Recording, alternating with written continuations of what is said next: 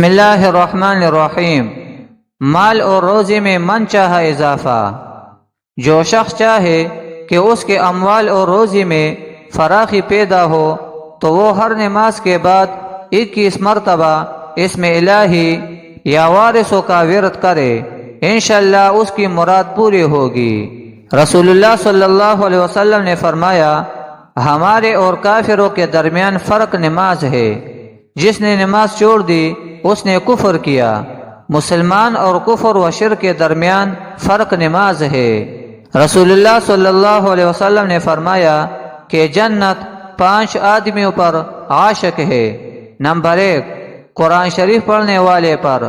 Number 2، زبان کو فضول باتوں سے روکنے والے پر۔ نمبر 3، بھوکوں کو کھانا کھلانے والے پر۔ نمبر 4، ننگوں کو کپڑا پہنانے والے پر۔ نمبر 5، حضور رسول کریم صلی اللہ علیہ وسلم پہ درود شریف پڑھنے والے پر۔